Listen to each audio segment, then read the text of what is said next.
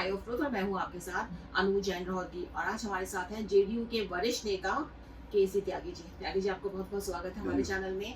बिहार चुनाव चल रहा है, बीच में सिंदूर ऑपरेशन हुआ था तो कुछ डायवर्जन आ गया था, लेकिन अब फुल फ्लैश्ड जो है हर तरफ खबरें बिहार इलेक्शन की चल रही हैं।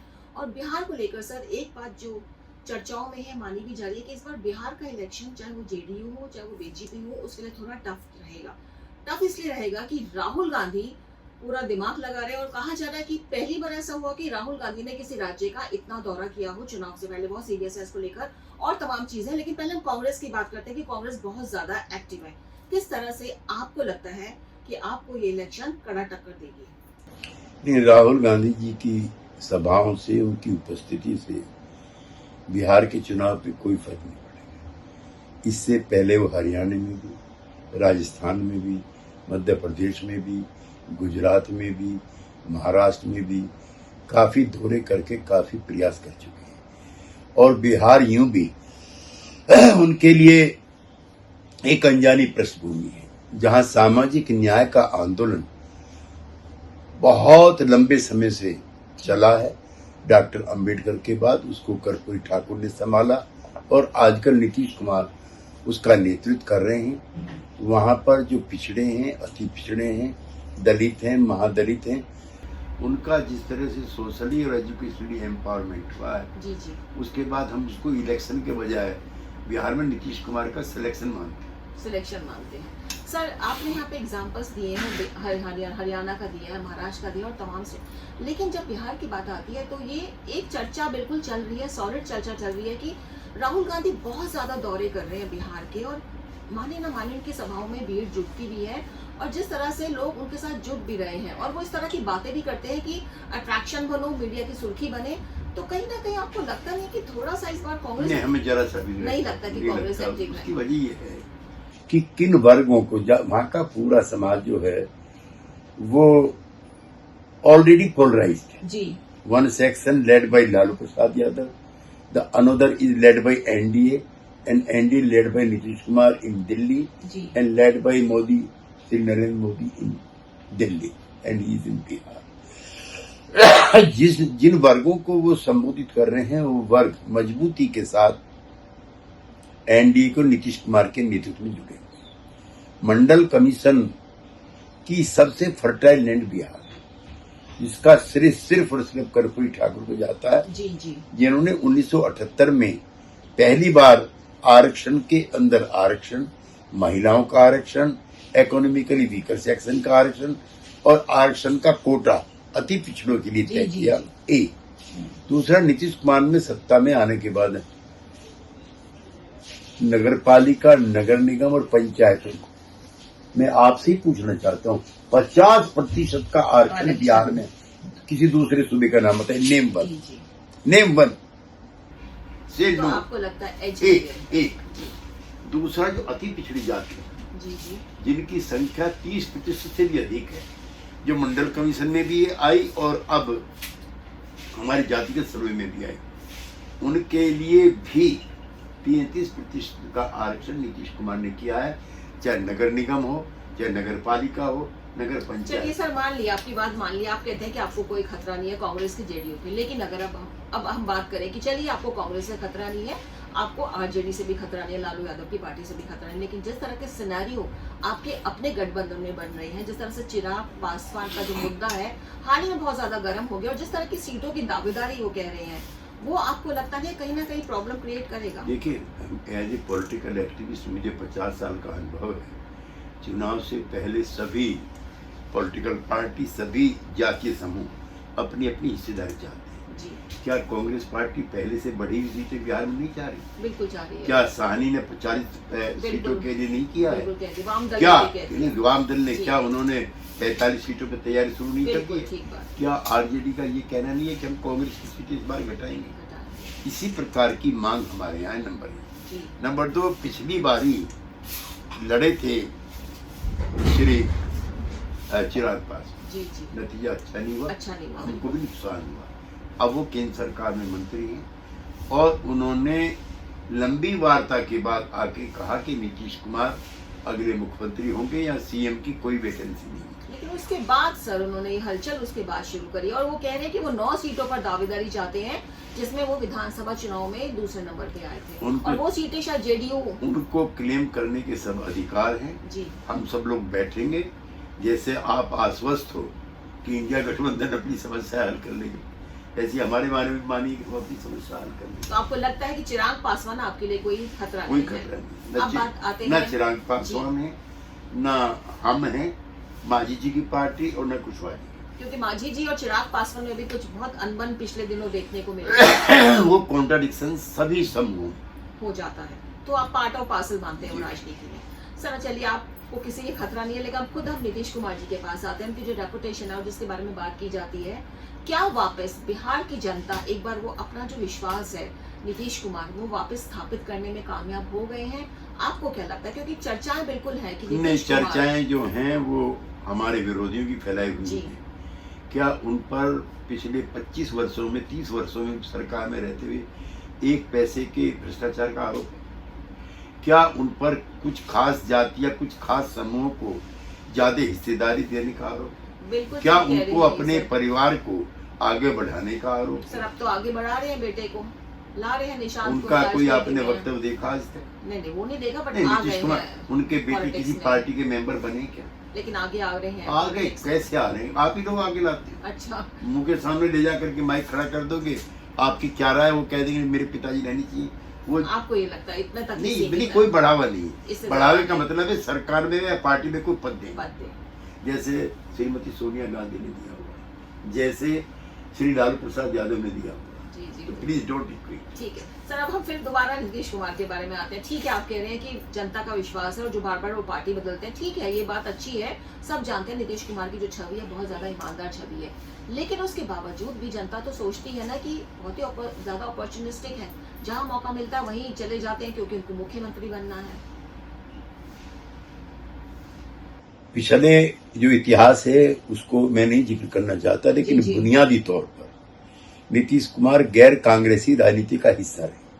अब 25 जून आ रहा है, उन्होंने लंबी जेल काटी है कांग्रेस के खिलाफ जयप्रकाश जी के आंदोलन। तो कांग्रेस विरोधियों के रुझान तो स्पष्ट है। जहां तक हमारा लालू जी का है, हम 35-40 वर्ष साथ इकट्ठे राजनीति की, हमारे उनके राजनीतिक मतभेद सवालों पे कम है और कार्य प्रणाली को लेकर के जाते हैं। तभी नीतीश कुमार जी और जॉर्ज फर्नांडिस उनके आचरण को लेकर के ही उनसे अलग हुए थे। उनसे हमारे वैचारिक कम और सांस्कृतिक मतभेद जाते हैं। जिस तरह का वो आचरण करते हैं, अपने कुलीग को बुली करते हैं, जिस तरह से वो राजनीति को गैर गंभीर तरीके से किसी भी विचारधारा सेम है आप लोगों की क्या? हम लोग सोशलिस्ट मूवमेंट से निकले हुए। इसलिए हाँ।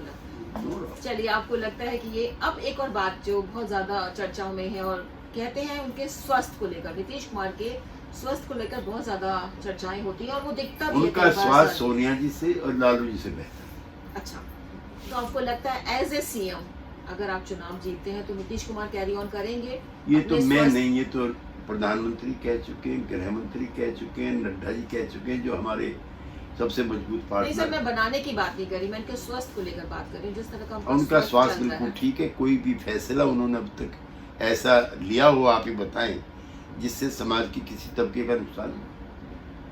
अभी तक कुछ ऐसा नहीं हुआ है। आप ये मानते हैं कि जनता जो है, बिहार की जनता वो साथ है नीतीश कुमार के, जो उनकी क्रेडिबिलिटी है और जो उनकी ईमानदारी छवि है, इन सब चीजों से आपको लगता है कोई देखिए, फर्क नीतीश नहीं कुमार पड़ेगा? अगर नहीं तो फिर कौन? किसी भी पार्टी में उनकी कद काठी बीजेपी कहेंगे हम अपने मुख्यमंत्री नेम बनाएंगे। बता। बीजेपी ने तो कभी कहा नहीं बीजेपी के मुख्यमंत्री तो नीतीश कुमार जी, और का नाम लीजिए। नहीं, और का नाम नहीं, मैं तो बीजेपी के नाम ले रही हूँ, वही चर्चा चल रही है। बीजेपी के मुख्यमंत्री के उम्मीदवार नीतीश कुमार है। और पिछले दिन ये भी चर्चाएं चल रही थी कि जो यंग लीडर्स हैं बीजेपी के अंदर, जो वहाँ काम कर रहे हैं, चाहे वो मंगल पांडे हो, चाहे सम्राट चौधरी हो, इंस्पिरेशन सब में है कि होनी हमको चाहिए। कुछ मिलना चाहिए। राजनीति में हम मेहनत कोई कर रहे हैं। हम कोई सन्यासी बन के नहीं आए। सबकी राजनीतिक इच्छा जी, होनी जी। चाहिए। सम्राट चौधरी की इच्छाओं का, यादव जी की इच्छाओं का मैं सम्मान करता हूँ, लेकिन वो खुद कह चुके हैं कि इस चुनाव में उनके नेता नीतीश कुमार। जी, एक और बात करते हैं सर, हम यहाँ पे प्रधानमंत्री नरेंद्र मोदी जी की बात करते हैं और हम राहुल गांधी की भी बात करते हैं, क्योंकि जब दोनों की बात होती है तो दोनों को कहीं ना कहीं किसी न किसी तरह से कंपेयर किया जाता है। पीएम मोदी जब जाते हैं बिहार तो इतनी जनसभा उमड़ती है उनकी रैलियों में, राहुल में भी उमड़ती है, लेकिन पीएम मोदी का जो बॉडी लैंग्वेज है, जो उनकी एक्सप्रेशन है, जो जोश भर देते हैं कार्यकर्ताओं में, वो कहीं ना कहीं लैकिंग है राहुल गांधी। और मध्य प्रदेश की घटना है वो उसका एग्जाम्पल है कि जिस तरह से राहुल गांधी ने खुलेआम का है एग्जाम्पल दे दिया कि बारात के घोड़े में और लंगड़े घोड़े में और रेस दौड़ने वाले घोड़े में फर्क होता है। तो ये देखिए फर्क जो है अनु जी, बेसिकली हमारे पॉलिटिकल और सोशल जो हमारा ब्रॉटअप है उसमें, जैसे मैं पिछले 54 सालों से एक राजनीतिक कार्य करता हूँ। मेरे माँ बाप जो हैं वो राजनीति के किसी पद पे या बड़े पद पे नहीं थे, तो मैंने संघर्षों में रह करके, जेल जा करके, पुलिस की लाठी खा करके और दर्जनों बार शिविर अटेंड करके एक राजनीतिक सोच पैदा की। जी जी, उनको ये सारी चीजें विरासत में और आसानी से मिली है। So is the case of Narendra Modi. वो कितने साल तक कंधे पर झोला लटकाए संघ के कार्यकर्ता के रूप में लंबे समय तक काम करते थे। तो हमारे नरेंद्र मोदी जी के और राहुल गांधी जी के cultural, social, political brought up different. उनकी राजनीतिक भाषा वो किताबों से सीखी हुई है, हमारी व्यवहार से और जमीन से सीखी।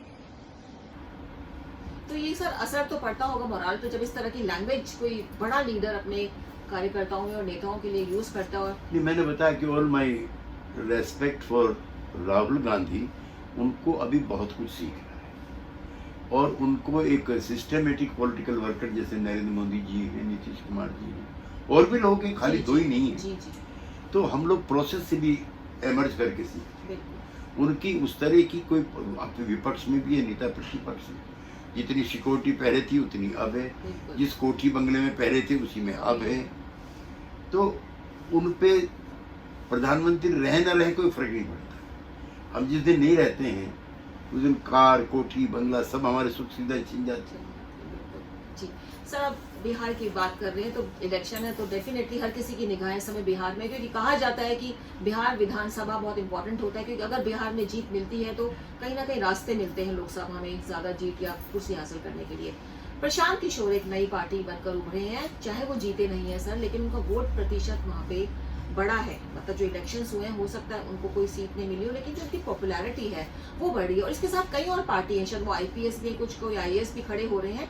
ये पार्टी चाहे जीते ना सर, बिहार में लोग जीतेंगे नहीं, सीट हासिल नहीं करेंगे, लेकिन ये वोट काटने का काम बहुत अच्छे से कर सकते हैं। तो ये आपको कोई खतरा लगता है? पीके जो हैं मेरे मित्र हैं, लंबे समय तक हम लोगों ने साथ काम किया है। वो नीतीश कुमार जी के बारे में नकारात्मक और खराब टिप्पणी कर चुके हैं, लेकिन एक शिष्ट मित्र होने के नाते मैं उनके बारे में कोई खराब टिप्पणी नहीं करना चाहता। लेकिन जैसा मैंने कांग्रेस पार्टी के लिए कहा, उससे ज़्यादा मजबूती के साथ मैं फिर कहना चाहता हूँ, बिहार में पिछले 40 सालों से पूरी सोसाइटी पोलराइज्ड हो चुकी है। लिहाजा वहाँ इक्की दुक्की सीट निकल आए, कुछ वोट मिल जाए, कुछ हो जाए, लेकिन प्रशांत जी की कोई तीसरी फोर्स की कोई भूमिका होगी उससे मैं सिरे से नकार। ये प्रयास पहले भी कई बार बसपा ने किए हैं, कई और दलों ने किए हैं, लेकिन असफल रहे। जी जी, ओवैसी जो लालू यादव से चाह रहे हैं गठबंधन करना और मुस्लिम वोटों को जो अपनी तरफ खींचना चाह रहे हैं। ओवैसी जी पिछली बार जरूर उनको नुकसान करने में कामयाब हो गए थे जी। 5 सीटें उन्होंने 5 सीटें उनको हरवाई थी जो निर्णायक थी। और जिस तरह से वो माइनॉरिटी के सवाल को एग्रेसिवली उठाते हैं, तो मुस्लिम समाज का एक हिस्सा उनकी बात को सुनता है गंभीरता से, कभी कभी वोट भी करता है। अब चुनाव आ रहे हैं तो किस तरह से उन्होंने पिछले दिनों जिस तरह से सवाल उठाए हैं, उसका कितना इम्पैक्ट उन इलाकों में हुआ है जिन इलाकों में मुस्लिम माहौल इलाके हैं, किशनगंज है, पूर्णिया है, सुपौल है, ये आने वाला समय बताए।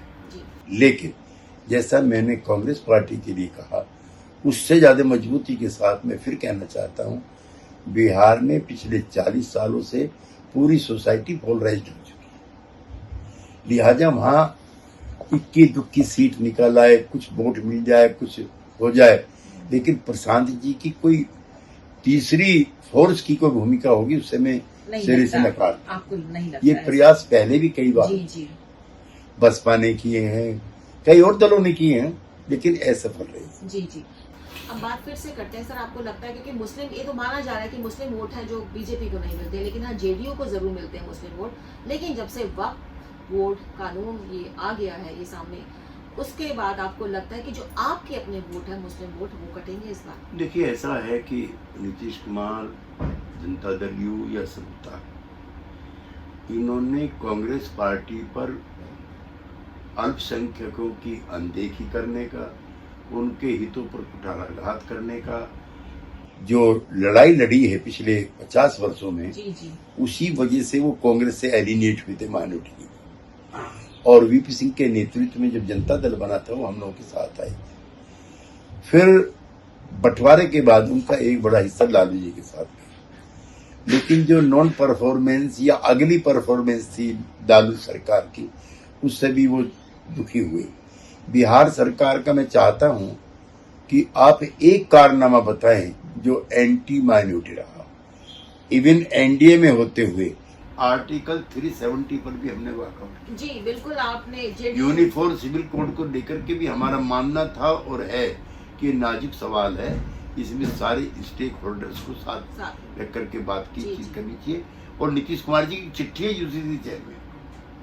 तीसरा, राम जन्मभूमि बाबरी का मामला उल्टा हो गया, खत्म हो गया, लेकिन उस समय समता पार्टी के नेतृत्व में अटल बिहारी वाजपेयी जी से भी हमने उन सवालों को हटवा दिया था कि इस पर कोई आंदोलन नहीं करना है, जो कोर्ट का फैसला होगा वो हमें मान्य होगा। हमें प्रसन्नता है कोर्ट ने राम जन्मभूमि के पक्ष में निर्णय दिया, हम उसका स्वागत करते हैं। तो मतलब नीतीश कुमार जी का जो निर्णय है, आपको लगता है इससे कोई ऐसा निर्णय हम लोगों ने नहीं किया है जिससे कुछ गड़बड़ होगी? सर लास्टली बस लालू यादव की बात करते हैं। जिस तरह से हंगामे होते रहते हैं और आज जो तेज प्रताप जी ने किया, क्या इलेक्शन में उनकी पार्टी को फर्क पड़ेगा? लालू जी के साथ भी हमने लंबे समय तक काम किया है और हम भाषा को लेकर काफी संयत रहते हैं, हमारे साथी रहे हैं, लेकिन संस्कार के तौर पर उन्होंने अपने परिवार को समृद्ध किया। जिस तरह की उनकी अराजक राजनीति रही, होली पे जिस तरह से वो आचरण करते रहे, निजी जिंदगी में भी रहा, तो उनके बेटों की परवरिश भी उस तरह से नहीं हो पाई जिसे बिहार की भाषा में संस्कार वाली। सर फर्क पड़ेगा इससे जो उपकरण, ये जो अब ये उनके परिवार पे फर्क पड़ रहा है, वोटर्स में, और इन घटनाओं का समाज भी नोटिस लेता है कि आपके बच्चों के जो 2 बार मिनिस्टर रह चुका हो, जो आपके परिवार का बड़ा सुपुत्र हो, जो एमएलए रह चुका हो, उसका आचरण महिलाओं के लिए, अपनी पत्नी के लिए या मित्र महिलाओं के लिए जैसा है, उससे समाज क्या प्रेरणा लेता है। मेरा मानना है पिछले दिनों घटनाएं भी उनको नुकसान। सब कह भी रहे हैं कि लालू यादव जब अपना परिवार नहीं संभाल पा रहे हैं, ये भी कई लोग कहते हैं कैसे संभालेंगे, कि परिवार संभालना प्राथमिकता है, दल संभालना सेकंड काम है। तो तेज प्रताप भी और लालू जी भी अपने परिवार को संभालने में नाकाम। थैंक यू केसी त्यागी जी, आपने इतना समय दिया हमारे चैनल आई ऑफ ट्रुथ को। तो केसी त्यागी बहुत पुराने लीडर हैं और बिहार से जुड़े हैं, और जैसे उन्होंने आपको बताया, ये सब चीजें एक्सप्लेन किया, वो आप समझ ही गए होंगे कि कितनी पकड़ है इनकी जमीन पर वहां पे। और आप बने रहिए हमारे चैनल के साथ और देखते रहिए। हमारी कोशिश है कि बिहार इलेक्शन आ रहे हैं और बिहार से जुड़े कुछ नेताओं को हम आपके सामने लाएं टाइम टू टाइम। नमस्कार। हमारे चैनल आई ऑफ ट्रुथ को सब्सक्राइब कीजिए YouTube पर, इसे फॉलो कीजिए Facebook पर, Instagram पर, Twitter पर और Ku पर। हमारे चैनल के बारे में फीडबैक देने के लिए हमें मेल कीजिए ioftruth.6@gmail.com पर।